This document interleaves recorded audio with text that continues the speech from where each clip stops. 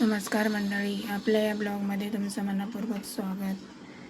तुम्हाला मी 2 दिवस आधी महालक्ष्मी मातेची, डहाणूची महालक्ष्मी माता या मातेच्या गडावरच्या मंदिराचा व्हिडिओ शेअर केला होता आणि सेम व्हिडिओ आहे हा डहाणूचीच महालक्ष्मी माता, जिथं गडाच्या पायथ्याशी जे मंदिर आहे त्याचा हा व्हिडिओ आहे.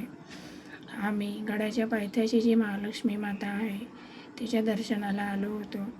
हनुमान जयंतीपासून 15 दिवसापर्यंत इथे भव्य आणि मोठी यात्रा असते.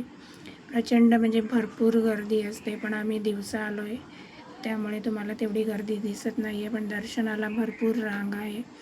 आणि जत्रेच्या वेळेस जर तुम्ही याल तर देवीचं दर्शन होणं खूप मुश्किल असतं. खूप कमी लोकांना देवीचं दर्शन होतं, कारण गर्दी भरपूर असते. संध्याकाळी देवीचं दर्शन होणं खूप मुश्किल असतं.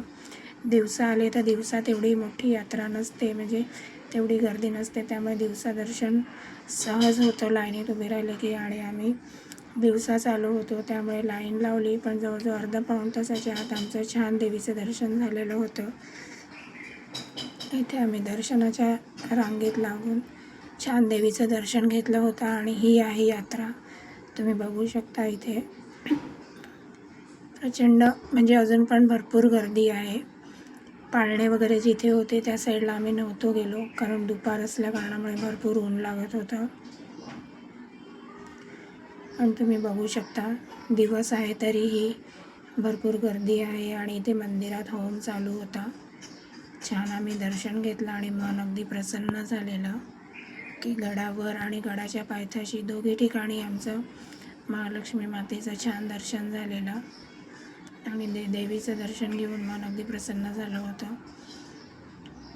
एवढी गर्दी आणि एवढं ऊन होतं, पण आम्हाला अजिबात दमायला सुद्धा झालं नव्हतं.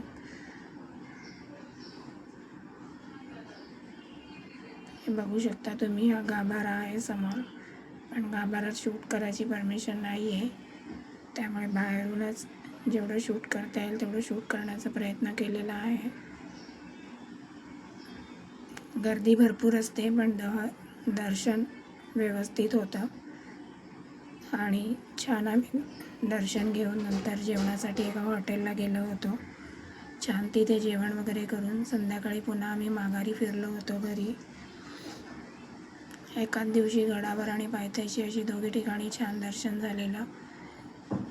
ही यात्रा आहे, ते वेगवेगळी दुकानं आहेत. वरदला सगळीच दुकानं पाहून हे घेऊ का ते घेऊ असं झालं होतं, पण त्याला 1-2 खेळणी घेऊन देऊन त्याला पटवून तिथून घेऊन आलो होतो आम्ही. हे सगळे